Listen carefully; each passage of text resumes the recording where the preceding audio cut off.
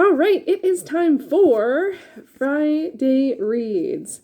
Hey everyone, it is Shannon, and I'm super excited to be here today and to share with you this video. In my Friday Reads videos, I share how my reading has been going, including what I finished, what I've started, and anything interesting about what I'm carrying over week to week. And we are in the final countdown for my quest to finish a certain amount of titles by Halloween. It's anything I started before May 1st of this year. And yeah, it's it's been actually a variable week, which is better because the last 2 weeks have both been not great weeks. So variable is better than not great. So anyway, let's just start as always with the finishes. And I am thrilled to say that I actually did finish one of the titles that I'm hoping to finish by Halloween, and that is Madly, Deeply, The Diaries of Alan Rickman. And I in part had to finish this one because it's on its last renewal from the library and I have to return it to the library. So this week was the week. And yesterday I was just like, okay, I'm going to finish it. I still had like 45 pages. Plus I wanted to reread the introduction and the foreword and look at all of the photos. And one of the things that's amazing is that they actually, for the end papers and for some of the photos in the center, they actually have I was going to say facsimiles. Is that a word anyone uses anymore? They have like what his diaries actually look like. And look at how expressive his handwriting is, and that like sometimes it was colored in. But like generally when you're reading, it's like this. Okay, so this was great. This was great. If you enjoy memoirs and diaries by people who work in the arts, he has a lot of wonderful insights, and he cares about the craft, like he cares about art. So for me, it was meaningful to me on that level. There is, as I was nearing the end, I realized I didn't remember why he passed away. I just remembered it was a surprise, and I mean, it always pretty much is, but so as I started to near the end, I was like, oh, so that was a bit tough, but that's going to be tough in anything of this format, and it should be because it means it matters, and that's okay. And that's good, actually, that it matters. So that was tough, but then I did go and reread the introduction and foreword, and look at all the pictures and then look at the end papers. And that was a nice way to sort of sum it all up. So I'm really, really happy that I read this. I'm really happy that I got a physical edition from the library because being able to see the excerpts and the photos and stuff like that were meaningful. And there is also a lot of footnotes on almost every page. And it's usually just explaining who someone is, and they do, so they do it at the beginning of each section, which is a year. They do a bit of a summary, which I actually stopped reading because I'm like, I don't need that. But yeah, like almost every page has a footnote. So for me, reading it in physical edition was way better than digital, which is what I had started with back in January. So I started this in January. I read it for 3 weeks. My hold came, that was the expiry of my library borrow, and then I got it again in May. I read it for 3 weeks, got returned, and then I've had this out since late July, early August, I think, or mid-July, and I've been reading it consistently through then. So memoirs take me a long time to read, and that is, I think, my preference. Like, I read 10 to 20 pages a day of this, and that was a good amount. And oftentimes I would be reading like a whole year's worth of his life, and I couldn't believe how many films that he's in that I genuinely, I hate to say, forgot that he was in. Like, he was in Snowcake, which is this small independent Canadian film with Carrie-Anne Moss, and I was like, and Sigourney Weaver, and I forgot that he was in it. And there's actually several films that he talked about that he was in that I didn't know about, at least one of which he directed. And I'm like, wow, I thought I knew him pretty well. And I didn't realize that Die Hard was actually his first film credit, which is absolutely extraordinary. Like, he's just such a great actor. So I definitely want to go back and rewatch some of the things that I've seen and watch some of the things that I haven't seen. I will say that it is very like small, like short-ish entries sometimes. And there isn't always a lot of context given to what he's talking about or reiteration of the project it's on. So for me, that is, I would say, one potential drawback to reading it is that it was his diary. It wasn't written purposefully for someone else to read it. And I thought from reading the Goodreads reviews, I found somewhere that said like he gave the okay for them to be published, but then either the introduction or the foreword, there was someone said, we're not quite sure what he expected of these or why he kept these or something. And I'm like, that is not what I wanted.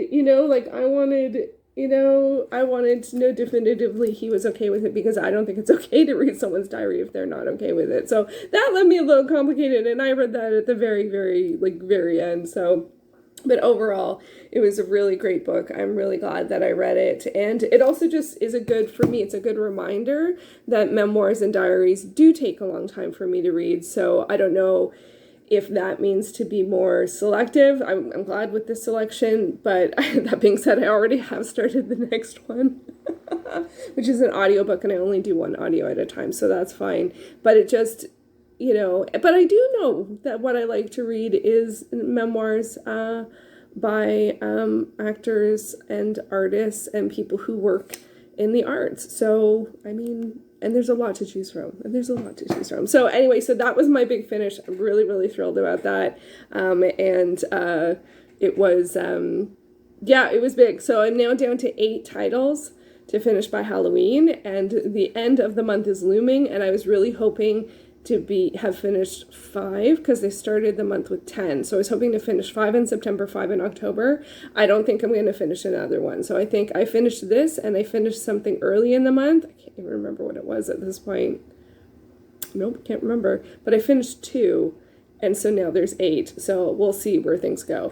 I did make progress. This is sort of like nearby progress. I did also finish The Hour of the Dragon, which is a Conan novel by Robert E. Howard. And this was a novel that's sort of nestled within the chronology of the collection that I'm reading. So I wanted to finish this novel before going to the short stories. And I have 2 stories left in the collection that I want to finish by Halloween. So this is a full novel. It was 300 pages, the version I read, of a Conan adventure. I honestly, I didn't like it very much. I'm not enjoying Conan very much. I'm very glad that we're coming to the end. It's just, I think I love the sword and sorcery elements of the stories. I like the fighting, but there's a lot of racism and sexism, so it's just not enjoyable, because that's not okay. So, yes, these are written in, this is 1934, 35, but I mean, there's other stuff to read, so I don't feel like it's important to be aware of the time in which it was written. But on the other hand, would I rather read other sword and sorcery that doesn't have those elements? I mean, yeah. So anyway, so I did finish it. I'm on to the next story, which is better, sort of. But this one it was interesting to read a novel. It did feel like a drawn out adventure, to be honest. They're very similar, right? Like, there's someone who's in power, or Conan wants something for some reason. He's going to do whatever he can and has to get it. Then he is, I don't know. I don't know. I kind of feel like they're not too dissimilar from each other. And the sorcery elements are always bad people, unless it's something he can use to his advantage, in which case, good. And I'm just a little tired of that. So anyway, I finished it. I'm back to the collection. That is cool. I did also finish reading Apple Crush by Lucy Knisley. This is the second book in the Peapod Farm series. It's a kids graphic novel series. So I didn't realize it was part 2 or the second in the series. But I still enjoyed it. It did, some of the relationships and dynamics were a little confusing, but it was fine. But it follows a girl who used to live in the city, now lives on a farm, and in this one she's going to a new school for the first time. It is around the fall season. There is a harvest, Halloween, festival, hayride situation that she's working on. So I just felt like I don't usually read seasonally. It's actually, I actively try not to read seasonally, but I do like fall, Halloween type stuff. So I did it. So I didn't hit that goal this month because I read seasonally, but that's fine. So, but this is, it kind of gave like Pumpkinhead vibes, but younger. And I would actually say for me, there were some things that were sort of felt unresolved. Like she gets teased a lot, just sort of generally. And I wish that there was a little bit more someone behind her, like someone on her side to say that's not okay, a little bit or at all. There is someone who's a good role model and friend, but also she's not the nice, like she's very guarded, so sometimes she does things that aren't the best anyway. So in that way, it's complex and very realistic, but I just wish a couple of times, especially with the teasing, she would have more people stand up for her and with her to let her know that she didn't do anything wrong. She's not doing anything wrong. It's fine. So anyway, but still, in case you're looking for something seasonal, I thought it was good, but maybe Peapod Farm. But this part, there it was very, it's a kid's graphic novel, like a middle grade graphic novel,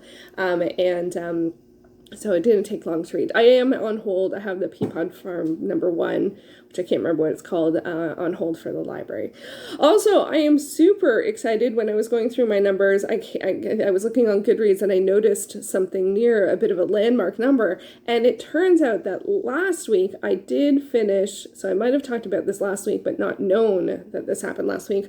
I read my 300th volume of manga with My Love Mix-Up Volume 5. Ooh, there we go.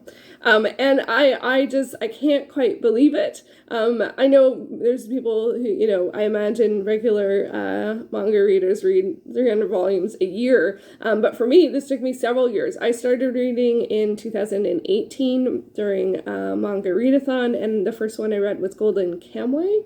And I just went to the library and picked out anything that was a volume 1. And I read it for the readathon. And I did finish Midnight Secretary as a series that year. But the first one I read was Golden Kamuy, which is a historical war action series, which I am behind on because I haven't read it. I read everything that was available and then need to catch up. So anyway, but My Love Mix-Up, Volume 5, 300th volume. I am really happy. I have just felt like I have met so many people and or people that I know already that were reading manga, and I actually found people are really welcoming and helpful, and just and I didn't expect that, and I don't know why I didn't expect that, but it's just been really nice. So I've been really enjoying reading manga over the years, and I've read a fair amount this year. I think now I tend to read sort of 2 to 3 volumes a week, and I've been picking and sticking series a little bit more. I find if I read from lots of different series at the same time, I find it a little tough. But I tend to work with what the library has available, and I've really, really enjoyed it. So yeah, 300 volumes of manga. It took me, 2018, is that 5 years or 6 years? And now 18 to 19, 20, 21, 22, 20. So 5 years for 300 volumes. And so that was pretty awesome. I'm really, really happy with that. And I've read lots of great series over the years, and I'm sure ones that weren't so great, but that always happens. That always happens when you're trying things out. And because I try and do an A to Z for manga reading, I just pick things based on letters sometimes. But that's okay. I'm trying to, now I use that as a sort of way to get the ball rolling, but once I find a series I like, I tend to stick with it and read as much as I can. So yeah, it's been great, and I'm really, really thrilled about that.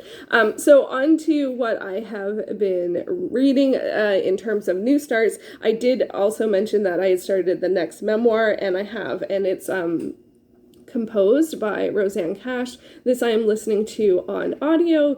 It is, Rosanne Cash is a singer-songwriter and the daughter of Johnny Cash. And I think that's how I ended up finding out about her. I think I was looking for CDs at the library and it came up. And I think and I've listened to one particular album of hers a lot.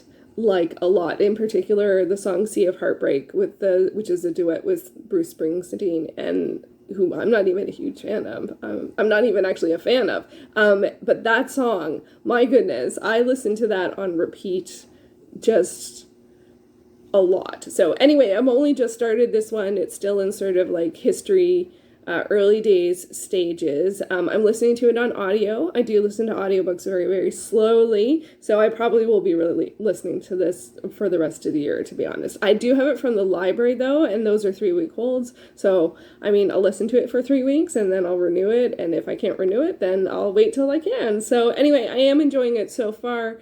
It is narrated by her, which I always liked with memoirs, if that's a possibility. And so, yeah, so that's what I have been listening to. In terms of carrying things over, I'm still reading my buddy read of August of the Zombies by K.J. Campbell. This is my buddy read with Izzy and Kay Kelly. It's...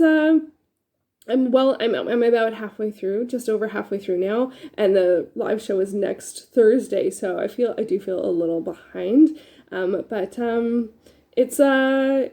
it's quite an adventure. I do feel like this one has quite an adventure vibe to it. It is the third in the series, so I'm not going to talk too much about that. And wow, is that all I have to say? I feel like I just that sort of at this point I'm really sort of trying to stay on the happy train that I finished something and that I've been making progress, because I have overall last week my numbers for working on the currently reading titles was very low, and that was the second week in a row of very low. This week has been variable so far. I am behind. I read 23 pages one day, 14 pages one day. My goal is 60, and then 80 pages yesterday. So I'm supposed to be at 180 pages, and I'm not. I'm closer to, 37 plus 80 is 117, I think. So I'm about 43 pages behind. But I think I might get a lot of reading done tomorrow, but not a lot done today. But I think I really do just sort of have to frame this as I am making progress, and I really have. I started another story for Story of Your Life and Others, and I hope to complete that story by the end of the month, so I'll be down to just one story left. I started the next story for Conan, which is Red Nails. I'm enjoying that one more, especially because it has a woman character in it that's actually a pirate. So but he's just such a, not a cat. I don't know what to say. There's definitely, I don't know. It's not good. Anyway, and then also I got back to reading Station 11. I only read 4 pages, and then something came up and I had to attend to something. And then I'm like, oh, well, I'll just finish this section of the chapter at night. And then I'm like, I can't read it at night because it's survivalist and it's too upsetting. I just can't do it. So that's a no-go. I did finish a section in the Vikings, so I'm thrilled about that. I have one section left. The Viking Kingdoms from the death of Haraldi, 1066. So it's, even though it looks like I have a lot left, I think there's about 40 pages, and then the rest, this is all appendices. So I just actually have to read this. I don't think I'm going to read the appendices. Oh, I might. Drat. And there's maps. Okay. Oh, no, that's, my page count is to that. Okay.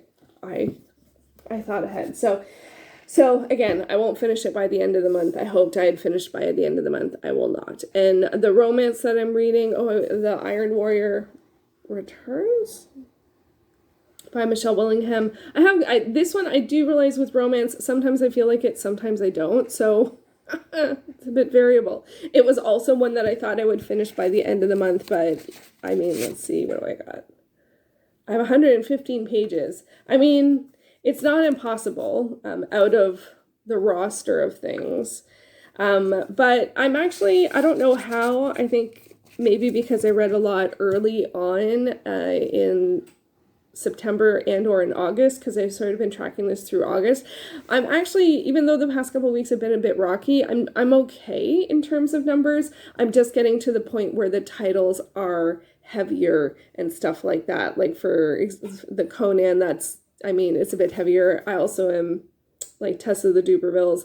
I did finish the third section, or they're in phases in that one. I finished the third section, but there's 7. So there's 4 more sections. That I have 378 pages left. Like that is a lot of pages for a classic to read in one final month. So, I mean, like I can tell that I'm in better spirits this week than last week's.